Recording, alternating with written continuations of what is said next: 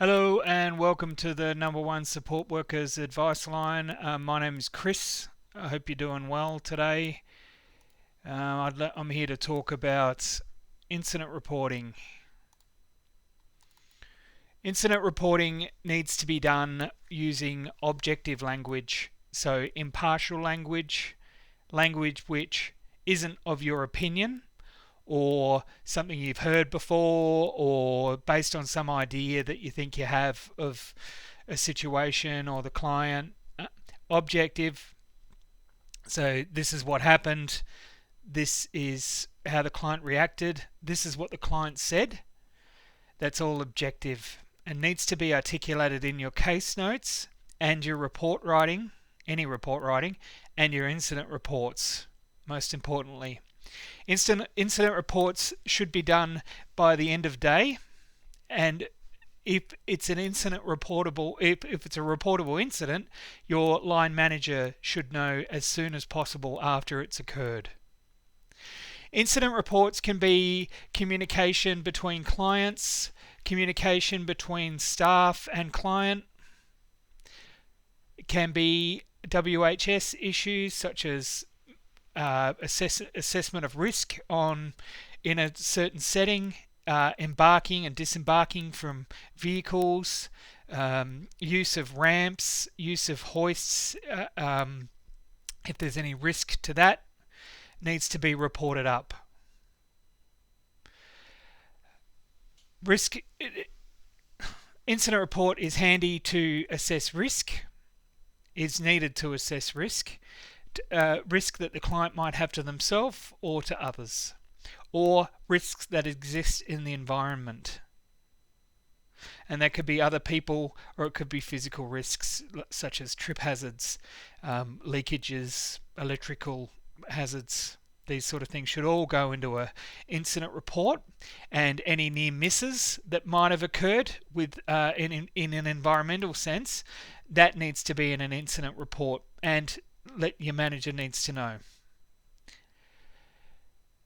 Who do you report it to? You report it to your line manager, your boss, as soon as possible, or if there's someone standing in because they're on leave or whatever, has to go up the line as soon as possible. To the team leader that might be on the ground, tell a colleague about it. If a colleague witnessed an event or a situation, they can contribute to the incident report, yet the person who it was the staff member that was most directly involved needs to be the one who writes the incident report in a timely manner. Take ownership of the incident report. Why do we need the information? We need the information to collate strategies to ensure that we are always delivering top quality service to people. We're getting paid a lot of money. Our services are getting paid a lot of money to host host environments and run programs and have people attend. We accompany people out into the community in the way of transportation and like accompaniment at shops, and we risk assess and we maintain our duty of care and dignity of risk to people whilst out in the community.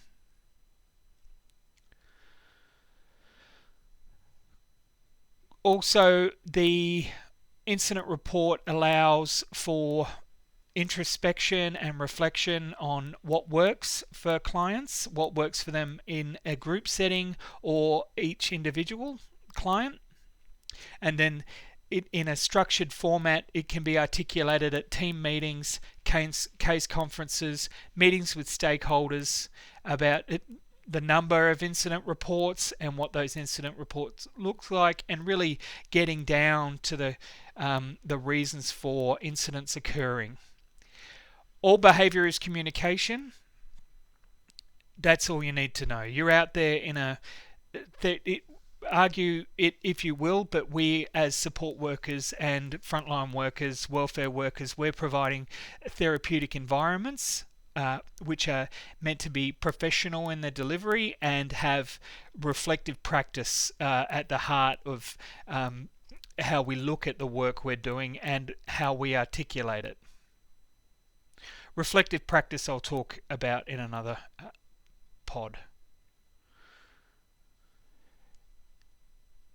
Incident reports contribute to behaviour management plans, so they're shared with the behaviour support practitioner and the team leaders, the people who run the risk assessments at your service provider who oversee it, the people who incorporate it into governance and policy and procedures.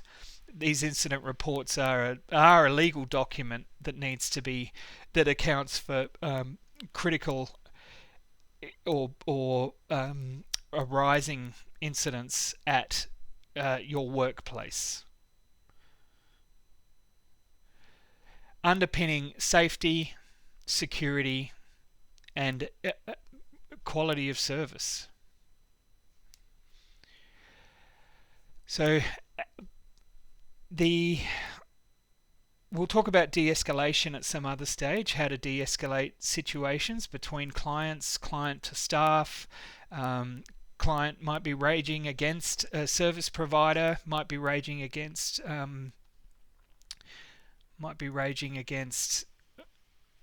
how to get their voice heard. There might be trust issues of client to service provider which need to be addressed. Might be trust issues towards certain members of staff, which is good for staff to know.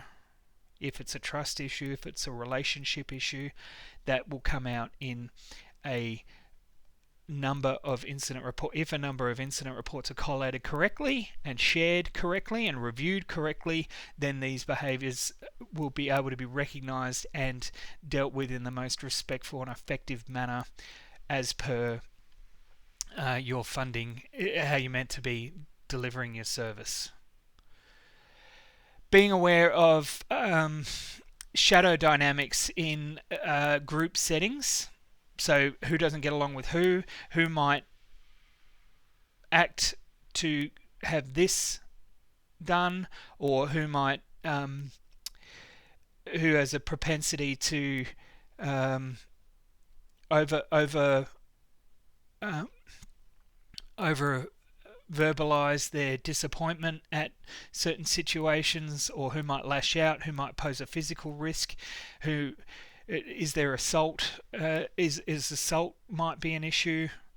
Also being aware of the exploitation that might occur between clients and of course staff and clients, but that's should have been worked out, will be worked out with your recruitment and how you performance manage your staff, but that's another pod. So the exploitation between client to client is really something that needs to come out in group settings of vulnerable people together, because they may be trying to get food or favours or money from each other. This needs to be acknowledged and spoken about in sophisticated ways about how to address without shaming or over highlighting any areas of concern there. Bottom line, all behaviour is communication. Communication needs to be objective as a service provider overseeing the client. All communication needs to be impartial and not of your opinion. Thanks very much for listening to this one. I want to get this one out today. And yeah, thank you, and please support by commenting.